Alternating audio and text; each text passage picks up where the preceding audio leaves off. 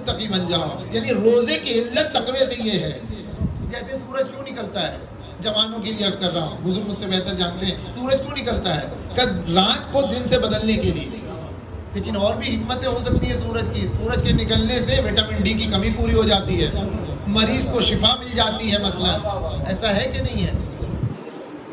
پھول جو ہے وہ اگ جاتے ہیں, پھل پک جاتے ہیں, دھوبی کا کپڑا سوکھ جاتا ہے. لیکن سورج اس لیے نہیں نکلا ہے کہ دھوبی کا کپڑا سوکھ جائے. سورج اس لیے نہیں نکلا ہے کہ پھل پک جائے. سورج اس لیے نہیں نکلا ہے کہ وٹامن ڈی کی کمی کو پورا کرے, بلکہ سورج اس لیے نکلا ہے تاکہ رات کو دن سے بدل دے. بالکل اسی طریقے سے ممکن ہے کہ تم روزہ رکھو, روزہ رکھنے کا یہ فائدہ ہو کہ جو تمہارے جسم میں اضافی فیٹ ہے وہ کم ہو جائے گا. لیکن روزہ اس لیے نہیں ہے. روزے کا فائدہ ہو سکتا ہے کہ روزہ رکھو گے تو ممکن ہے خود سرطانی تمہارے اندر سے ختم ہو جائے یا کینسر کی کمی ہو جائے. تو روزہ لیکن اس لیے نہیں ہے کہ کینسر سے فائدہ پہنچا دے. نہیں, روزہ اس لیے رکھا گیا ہے کہ شاید کہ تم متقی بن جاؤ. لیکن میں سچ کہہ رہا ہوں, آج تک تقوی کی صحیح تعریف بیان ہوئی نہیں ہے. کوئی نہیں بیان کر پایا کہ متقی کسے کہتے ہیں. آیا متقی اسے کہتے ہیں کہ جس کے ہاتھ میں تسبیح ہو, یعنی جس کے ہاتھ میں تسبیح ہے یہ بڑے متقی ہیں. کیوں؟ ہمیشہ ان کے ہاتھ میں ہم کو تسبیح نظر آئے گی. تسبیح لینا بری چیز نہیں ہے, میں تقوی کی تعریف بیان کرنا چاہ رہا ہوں. لیکن تسبیح ہاتھ میں رکھنا تقوی کی علامت نہیں ہے. فلاں صاحب بڑے متقی ہیں, ہر وقت ان کے لب ہل رہے ہوتے ہیں ذکر الہی سے. ذکر الہی کرنا اچھی چیز ہے لیکن تقوی کی علامت نہیں ہے. آپ کو معلوم ہے فلاں صاحب بڑے متقی ہیں, کچھ بولتے ہی نہیں ہے کسی مسئلے میں. خاموش رہنا تقوی کی علامت نہیں ہے. حتیٰ میں جرت کر رہا ہوں آپ لوگوں پر بھروسہ کرتے ہوئے میرے عزیزو, وقت پر نماز پڑھنا بھی تقوی کی علامت نہیں. سچ بولنا بھی تقوی کی علامت نہیں ہے. جھوٹ نہ بولنا بھی تقوی کی علامت نہیں ہے. نامحرم کو نہ دیکھنا بھی تقوی کی علامت نہیں ہے. سچ کہہ رہا ہوں. کہتے ممکن ہے نامحرم کو اس لیے نہیں دیکھ رہا ہو تاکہ لوگ کیا کہیں گے. آپ سچ بتائیے, اگر یہاں کوئی نامحرم آ جائے اور کوئی دیکھنے لگے تو کہیں گے استغفر اللہ استغفر اللہ. سب دیکھ رہے ہیں, یہی تو ہے. ممکن ہے نماز پڑھ رہا ہو لوگوں کو دکھانے کے لیے. ممکن ہے سچ بول رہا ہو تاکہ لوگ اسے سچا کہیں. یہ تقوی نہیں ہے.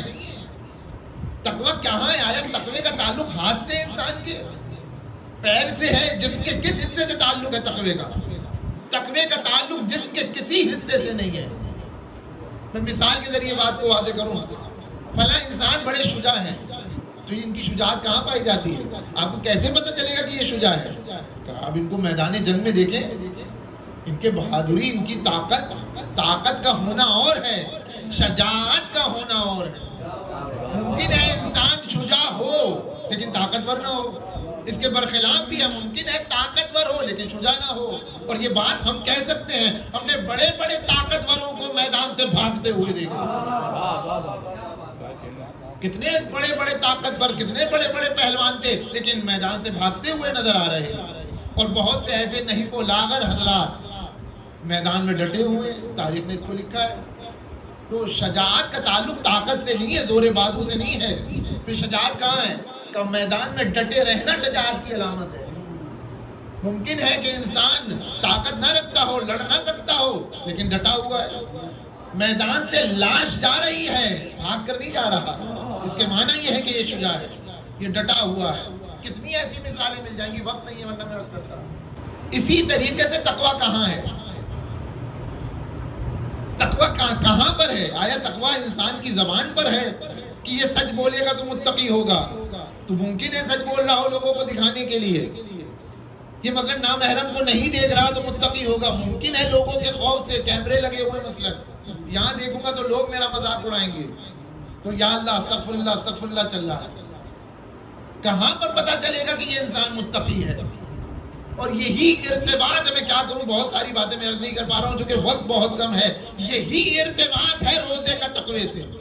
یہی ارتباط ہے. آپ دیکھیے ایک بچہ جو 14 سال کا بچہ ہے, جس پر ابھی واجب ہوا ہے, یا 9 سال کی خاتون لڑکی, اس پر ابھی واجب ہوا ہے روزہ, اس نے روزہ رکھ لیا. یہ تو ہمارے ماں باپ کی بدبختی ہے, رکھنے نہیں دیتے. کہ نہیں گرمی دیکھ رہے ہیں کتنی زیادہ ہو گئی، کہاں رکھ پائے گی روزہ، اپنی بچی ہے. یعنی اس کے معنی یہ ہے کہ پروردگار سے زیادہ جانتے ہیں. پروردگار کو نہیں پتا تھا، انہیں معلوم ہے کہ روزہ اب ان پر واجب ہے کہ نہیں ہے. بچی نے روزہ رکھ لیا یا 14 سال کے بچے نے روزہ رکھ لیا، آپ اس سے کہیے بیٹا پانی پی لو، کہ نہیں میں روزے سے ہوں. کہ کیا ہوا روزے سے، کون دیکھ رہا ہے، کوئی تو نہیں دیکھ رہا. کہ نہیں دیکھ رہا ہو لیکن میرا مالک تو دیکھ رہا ہے. یعنی وہ بچہ نہ لوگوں کے سامنے پانی پی رہا ہے، نہ گھر کے کونے میں کہیں پانی پی رہا ہے. کیوں؟ اس لیے کہ میرا مالک دیکھ رہا ہے. مالک نے کہا ہے کہ روزے کی حالت میں نہ کھانا ہے نہ پینا ہے. یعنی یہی روزہ ہے کہ جو تقوی کی عادت ڈال رہا ہے. ارے اسی پروردگار نے کہا ہے کہ جس نے روزے کی حالت میں تم سے کہا ہے کہ نہ کھانا کھانا نہ پانی پینا، اسی نے کہا ہے کہ جھوٹ بولنا حرام ہے. اسی پروردگار نے کہا ہے کہ نامحرم کو دیکھنا حرام ہے. جب انسان اس 30 دن میں ماہ صیام میں یہ عادت ڈال لیتا ہے کہ پروردگار دیکھ رہا ہے، تو نہ کسی کونے میں بیٹھ کر نہ پانی پیتا ہے نہ کھانا کھاتا ہے، تو انسان کے اندر تقوی کی یہ ملکہ پیدا ہو گئی. اب اس مہینے کے بعد بھی اگر چاہے تو زبان کو جھوٹ بولنے سے روک لیتا ہے کہ میرا مالک دیکھ رہا ہے. اب آپ کو سمجھ میں آیا کہ روزے کا تقوی سے ارتباط کیا ہے؟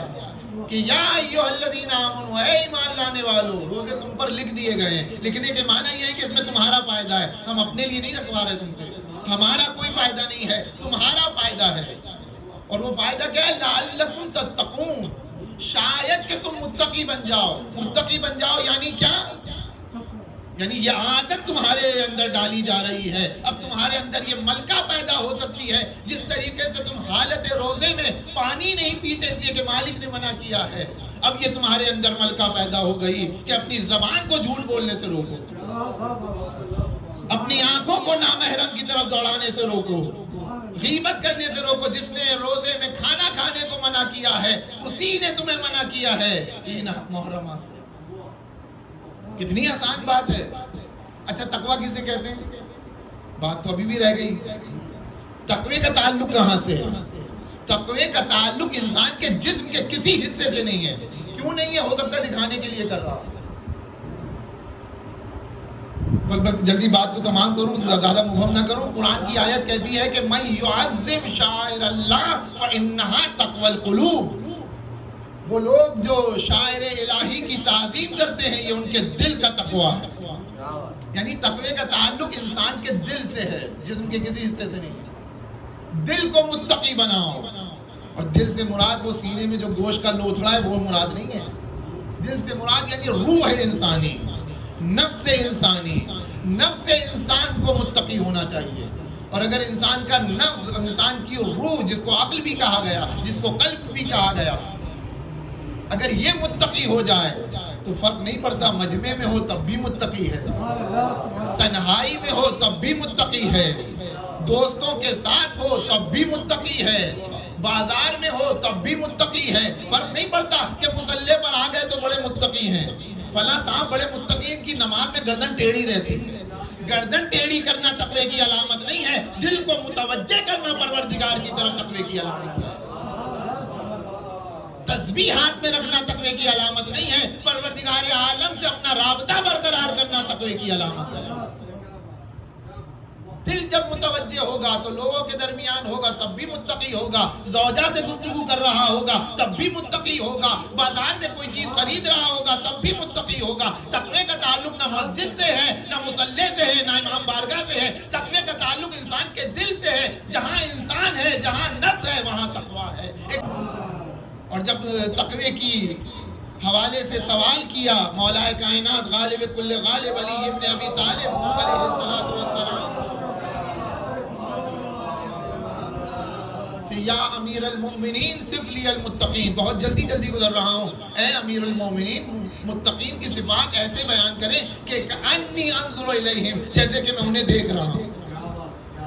مولا نے کہا یا حمام اتقوا اللہ واحسن، تقوی اختیار کرو، نیکیاں کرو، تاکہ پروردگار متقین کے ساتھ ہے، نیکوکار لوگوں کے ساتھ ہے. تو حمام تائی کہتی ہے اس جواب سے کہانی نہیں ہوئی. فلم یقنع الحمام ھذا الجواب، حمام کو یہ جواب سمجھ میں نہیں آیا. کہ مولا پھر کہا متقین کی صفات بیان کرے ایسے کہ جیسے میں انہیں دیکھ رہا ہوں. تو پھر فعظم علیہ یا فتثاقل علیہ علی بھی ہے کہ مولا کائنات نے ایک گرانی ایک سنگینی محسوس کی ہے اس جواب دینے میں، یعنی نہیں چاہ رہے امیر المومنین کے سوال کا جواب دیا جائے. لیکن جب فعظم علیہ کی منزل آئی، اس کے دو ترجمے کیے گئے. یا تو یہ کہ مولا کائنات نے تقوی کی تعریف کا ارادہ کیا، یا حمام نے قسم دی کہ آپ تقوی کی تعریف بیان کریں یا تقوی کی علامتیں بیان کریں، متقین کی صفات بیان کریں.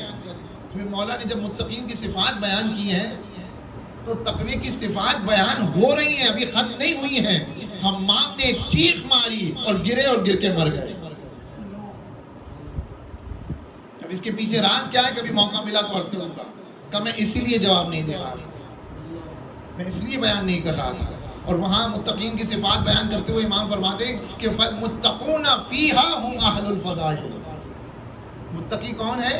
کہ ان کے گرد فضائل گھومتے ہیں. متقی افراد وہ ہیں کہ جو فضائل جن کا طواف کرتے ہیں. ابھی آپ دیکھیے ماہ سیام آیا ہے تو اب تو شبائے قدر آئیں گی، نہ جانے کتنی لوگ نماز پڑھیں گے، روزے میں قرآن پڑھیں گے، بہت سارے کام کریں گے. لیکن کسی خاص موقع پر عبادت کرنا اور ہے. لیکن متقی وہ ہے کہ جس کے گرد فضائل طواف کرتے ہیں. متقی کے درمیان برائی نظر نہیں آتی، متقی کے درمیان ہمیشہ فضیلتیں نظر آتی ہیں. وہ گھر میں ہو تب بھی بافضیلت، وہ جس مقام پر ہو جب بھی ہر جگہ پر بافضیلت ہے. فالمتقون هم فیہا اہل الفضائل. متقی وہ ہے کہ جس کے جو صاحبان فضیلت ہیں. اور آپ دیکھیے سب سے پہلی جو متقی کی صفت بیان کی سنیں گے آپ، آواز دیتے ہیں کہ منطقہم الصواب. متقی کون ہے؟ متقی وہ ہے کہ جس کی گفتگو درست ہوتی ہے. دیکھ رہے ہیں آپ، یہ نہیں کہا کہ متقی وہ ہے جو سچ بولتا ہے، یہ نہیں کہہ رہے کہ متقی سچ بولتا ہے، نہیں، متقی کی گفتگو درست ہوتی ہے. اور اس ایک جملے سے منطقہم الصواب، اس ثواب کے ذریعے سے نہ جانے زبان سے جو جتنی برائیاں تھیں، جتنے گناہ تھے، ایک کلمے سے مولا کائنات نے سب کو بہار کر دیا. اگر یہ کہتے کہ متقی سچ بولتا ہے تو سچ میں غیبت بھی شامل ہے.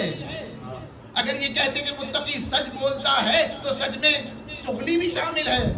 بھائی آپ سچ بتائیے، جب انسان غیبت کر رہا ہوتا ہے تو سچ ہی تو بول رہا ہوتا ہے. جب ادھر کی بات ادھر کر رہا ہوتا ہے سچ ہی بول رہا ہوتا ہے. تو متقی وہ نہیں ہے جو ہر سچ بولتا ہے، متقی درست بولتا ہے. متقی کو معلوم ہے کہاں کیا بولنا ہے، کہاں کیا نہیں بولنا. منطقہم الصواب، متقی کی گفتگو بہت درست ہوتی ہے.